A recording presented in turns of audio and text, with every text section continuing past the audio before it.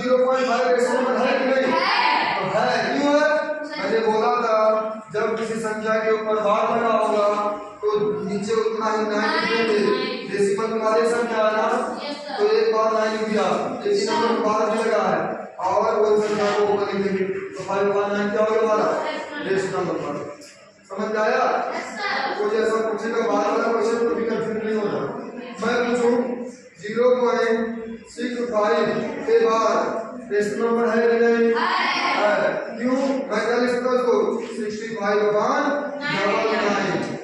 मैं बोलूं 0.656 ये इसके बाद लग गया तो रेशनल नंबर है कि नहीं?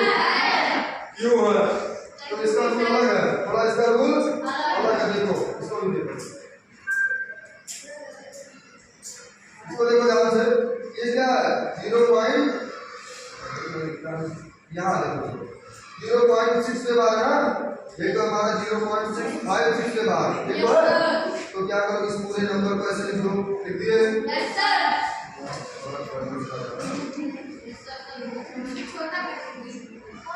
656 पूरा लिख दो। जिस संख्या पे बार नहीं लगा है, जिस पे बार नहीं लगा है ना, इसको घटा दो। घटा दिए, बटे में क्या कर दो, जितनी संख्या पे बार लगा था, किसी संख्या पे लगा था 2 बार जितना लिख दो, और जिसके बाद नहीं लगा उसमें 0 लिख दो। बस हमारा क्या हो जाएगा 650 बटे क्या 999 0। ये हो गया हमारा आंसर। तो ये भी हमारा क्या हो गया रेशनल नंबर हो गया। ठीक, अगला लिख दो, नेक्स्ट कर दो। अगला देखो भाई, अब भाई रेशनल नंबर को क्लासिफाई क्यों करेंगे? तो हमारा जो रेशनल नंबर है क्या होता नंबर रेशनल नंबर, उसको मतलब किसमें करें क्लासिफाई, किसमें करेंगे? कितने प्रकार में रेशनल नंबर कितने प्रकार होते हैं? अभी तो बताया कौन से? पहला इंटीजर होगा, दूसरा फ्रैक्शन होगा, तीसरा क्या डेसिमल। क्या होता भाई? इंटीजर, फ्रैक्शन और डेसिमल। अब देखो भाई फ्रैक्शन कितने प्रकार के होंगे? 3 प्रकार के होंगे। कौन कौन से?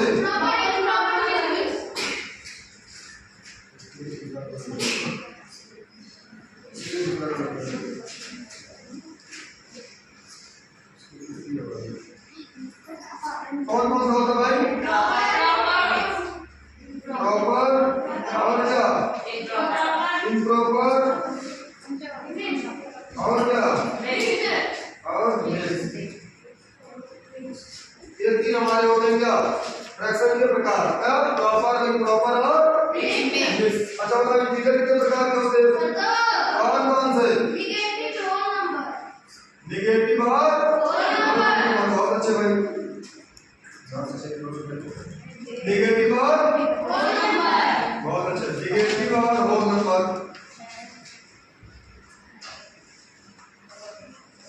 ठीक भाई, देखो भाई हमारे इंटीजर 2 प्रकार नेगेटिव और होल नंबर, हमारे फ्रैक्शन 2 प्रकार प्रॉपर, इम्प्रॉपर और मिक्स। हमारे डेसिमल 3 प्रकार कौन कौन? टर्मिनेटिंग, क्या पहला टर्मिनेटिंग और क्या नॉन टर्मिनेटिंग बट क्या बट रिपीटिंग। अगला क्या नॉन टर्मिनेटिंग एंड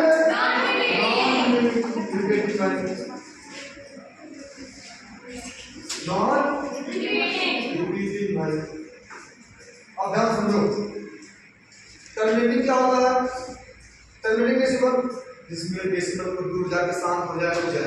जैसे मैं बोलूं एग्जांपल के लिए 1.6, देखो डेसिमल लगा लेकिन जाके मल्टीप्लाई कर दिया। मैं बोलूं 1.72, कुछ दूर जाके रुक गया तो क्या हो गया टर्मिनेटिंग डेसिमल।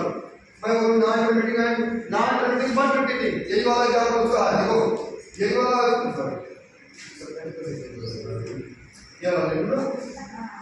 देखो इसका एग्जांपल ये है, इसका एग्जांपल ये वाला अच्छा एग्जांपल इसका नॉन टर्मिनेटिंग बट रिपीटिंग। इसमें कैसा होगा भाई?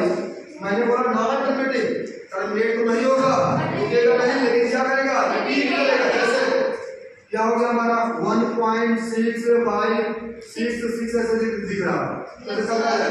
तो देखो भाई रुका तो नहीं, चलता जा रहा, होता जा रहा, लेकिन क्या हुआ टर्मिनेट हो गया 1.6 हो गया, यानी मैं इसको लिख सकता हूं क्या 1.6 के बाहर।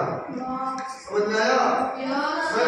इसका और एग्जांपल देखो, इसके और एग्जांपल इधर देखो, इसका और एग्जांपल क्या हो गया, मैं बोलूं 1.6565 ऐसे चलता है तो क्या देखो रुक रहा है नहीं रुक रहा है भाई, टर्मिनेट नहीं हो रहा लेकिन रिपीट कर रहा है। इसको रिपीट कर रहा है 6565, यानी कि आगे 6565 बढ़ता जाएगा, क्या हो गया 1.65 के बाहर।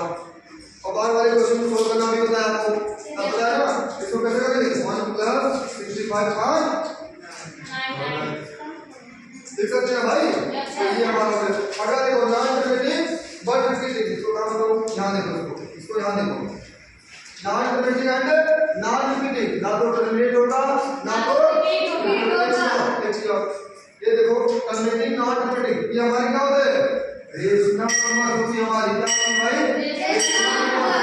क्या होती है रेशनल नंबर। लेकिन non terminating but repeat non repeating and non repeating ये क्या हमारा, जैसे मैं बोलूं √3 ये हमारा क्या होगा non terminating and non repeating, इसकी वैल्यू टर्मिनेट ना होगी ना तो रुकेगी।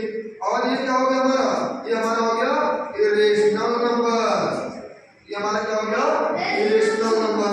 समझ में आया? अगला क्या बचा हमारा, और देखो फ्रैक्शन में हमारे ये सब अलग है बाकी सब